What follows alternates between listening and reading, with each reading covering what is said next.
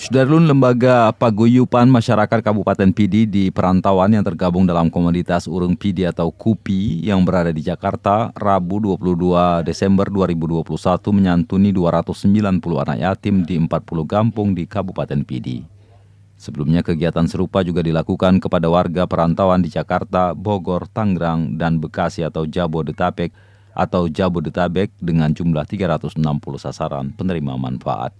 Ketua Umum KUPI, Muslim Armas kepada Serambion TV Rabu 22 Desember 2021 mengatakan santunan terhadap 650 anak yatim di Jabodetabek dan 40 kampung di Kabupaten Penghasil Emping Melinjo PD itu sebagai komitmen empati kepada masyarakat di tengah suasana maulid serta keprihatinan terhadap wabah pandemi COVID-19.